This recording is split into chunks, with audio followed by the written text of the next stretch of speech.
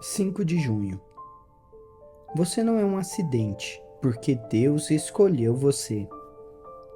Assim como nos escolheu nele antes da fundação do mundo, para sermos santos e irrepreensíveis perante ele e em amor. Efésios 1, versículo 4.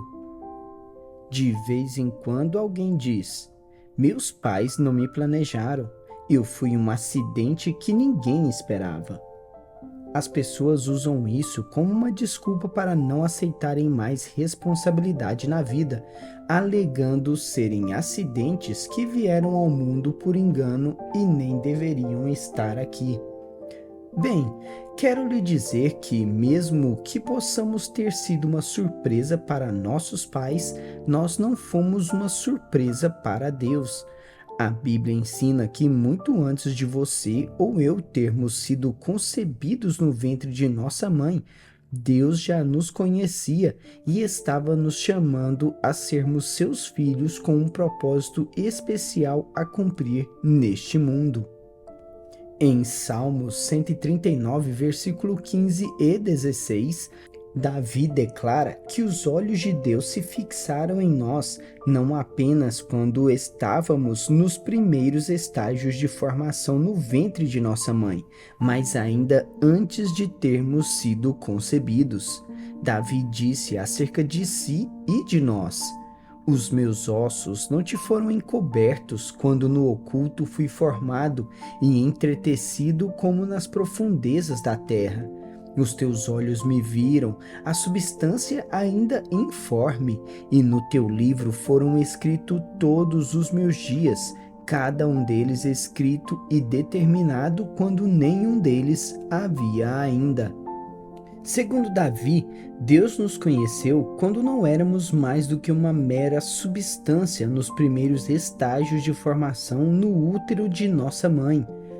Deus estava tão intimamente ciente de nós que anotou quando nossos braços, mãos, pernas, pés e dedos estavam sendo formados. De fato, esse versículo diz que ele nos conheceu quando nenhum deles havia ainda em existência. Pense nisso. Muito antes de termos sido concebidos, Deus já sabia de nós e, por fé, ele conseguia nos ver sendo concebidos, formados e nascidos neste mundo.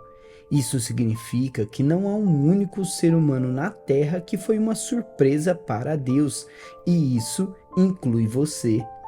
Aqueles de nós que são crentes também não foram salvos por acidente. Paulo escreve: assim como nos escolheu nele antes da fundação do mundo. Em grego, a palavra escolheu é eklego, composta pelas palavras eka e lego. A palavra eka significa para fora e lego significa eu digo. Juntas, essas palavras significam literalmente fora, eu digo. Ela pode também significar chamar, selecionar, eleger ou escolher pessoalmente. Nos escritos gregos clássicos, essa palavra eklego se referia a uma pessoa ou um grupo de pessoas que haviam sido selecionadas para um propósito específico. Por exemplo, a palavra eklego era usada para a seleção de homens para o serviço militar. Ela era também usada para denotar soldados que haviam sido selecionados de todo o contingente militar para cumprir uma missão especial ou uma tarefa especial. Por fim, ela era usada para políticos que eram eleitos pelo povo para ocupar um cargo público ou para executar uma tarefa especial em benefício da comunidade. Em todos os casos em que é usada para retratar a eleição ou seleção de indivíduos, a palavra eklego transmite a ideia do grande privilégio e honra de ser escolhido. Ela também fala fortemente da responsabilidade atribuída aos que são escolhidos para andar, agir e viver de uma maneira que seja honrosa ao seu chamado. devido ao grande privilégio de ser eleito para um cargo elevado ou selecionado para realizar uma tarefa especial, os que são escolhidos carregam a responsabilidade de caminhar e agir em conformidade com o chamado que lhes foi feito. Eles devem considerar-se escolhidos, honrados, estimados e respeitados, representantes especiais de quem os elegeu.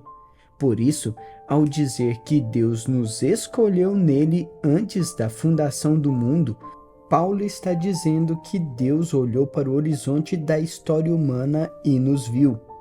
E quando Deus nos viu, sua voz ecoou do céu: fora, eu digo. Naquela fração de segundo, nosso destino foi divinamente selado. Nós fomos separados por Deus de um mundo perdido e moribundo, e Ele nos chamou para sermos dele.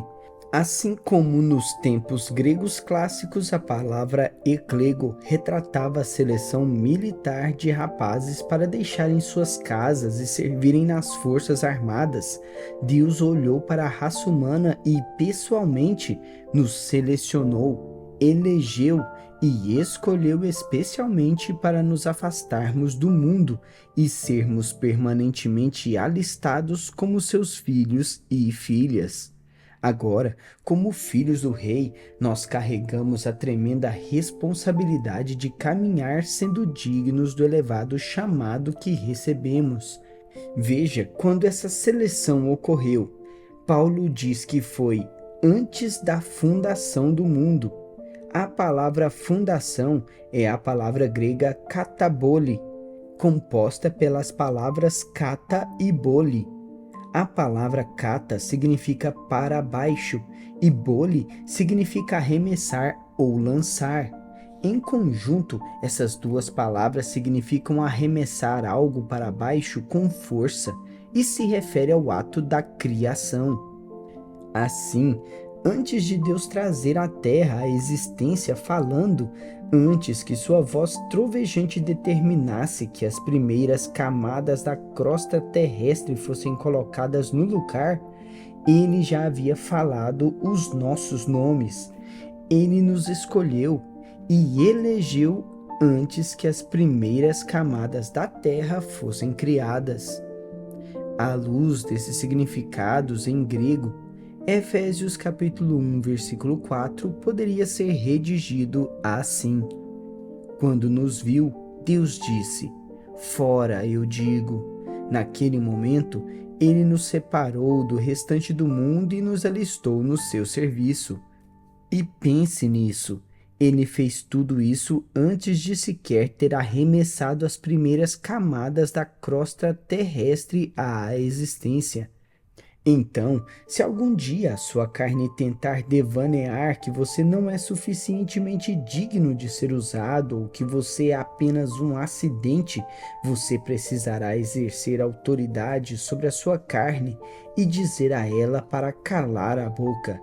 Então, você precisará declarar: Deus me escolheu e planejou um grande futuro para mim. Ele quer me usar. Eu não vou mais ouvir esse lixo imundo de minha carne mentirosa e de emoções não renovadas. Eu tenho um destino tremendo.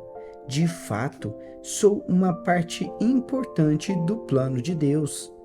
Não escute mais a sua carne imunda, fedorenta e mentirosa. Deus está esperando a sua chegada há muito tempo. É tempo de você aceitar a sua atribuição e fazer as mudanças necessárias para fluir segundo o seu programa.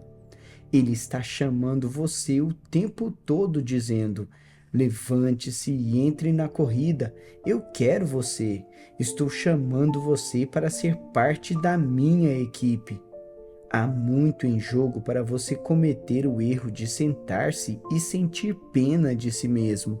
Você só começará a experimentar uma verdadeira significância quando aceitar o fato de que Deus o escolheu e quando começar a viver em conformidade com o chamado glorioso que Ele colocou em sua vida.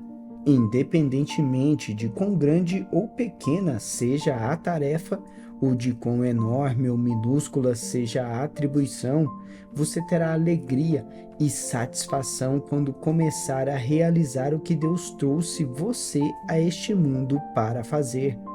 Isso é o que transmite uma verdadeira significância à vida de qualquer pessoa. Nenhuma satisfação se compara a essa satisfação. Aqueles que não contribuem com a vida são habitualmente aqueles que lutam com uma sensação de ausência de propósito. Mesmo que pense que os seus dons são pequenos, em comparação aos outros, você ainda pode usá-los. Se você usar os dons que Deus lhe deu, eles aumentarão. E quanto mais proficiente você se tornar em usar esses dons, mais valioso você se tornará para a sua família, sua igreja, sua empresa e seus amigos. Por outro lado, você fará com que sua vida seja inconsequente se ignorar os dons que Deus lhe deu e minimizar a atribuição de vida que Ele confiou a você. A vida de uma pessoa se torna sem sentido quando ela nada contribui para o mundo. Não deixe isso descrever a sua vida. Deus não trouxe você ao mundo para viver uma vida sem sentido e inconsequente. Ele tem um propósito para a sua vida. Ele quer usar você.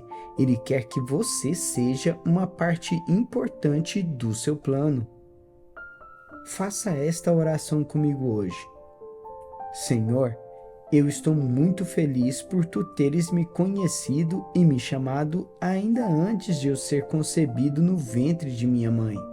Segundo a tua palavra, eu não sou um erro. Portanto, peço que me ajudes a começar a olhar para a minha vida com respeito, estima e honra. Tu me chamaste e tens um plano tremendo para a minha vida. Eu te peço que me ajudes a descobrir esse plano para que eu possa tomar a estrada da obediência para o cumprimento daquilo que tu me trouxeste ao mundo para fazer. Assim eu oro em nome de Jesus.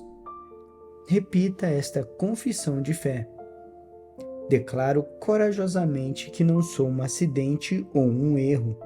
Deus me conheceu antes de a terra ser criada e me chamou antes de eu ter sido formado no ventre de minha mãe. Ele aguardou muito tempo por minha chegada ao planeta Terra. Deus tem um plano para mim. Eu tenho um propósito, respeito a mim mesmo e caminho de uma maneira que honra aquele que me chamou e me ungiu para ser alistado em seu serviço. Declaro isso pela fé em nome de Jesus.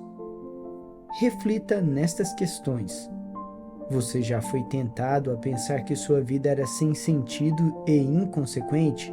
O que acontece em sua vida mais frequentemente que desencadeia essas emoções negativas? Você consegue pensar em um momento em que você foi sobrenaturalmente iluminado para o chamado de Deus em sua vida? Quando isso aconteceu, qual você entendeu ser o principal propósito que Deus tinha para você nesta vida? Se você tem lutado com sentimentos de falta de propósito ou de inferioridade em relação a outras pessoas, o que você fará para impedir que essas emoções negativas o afetem de maneira adversa?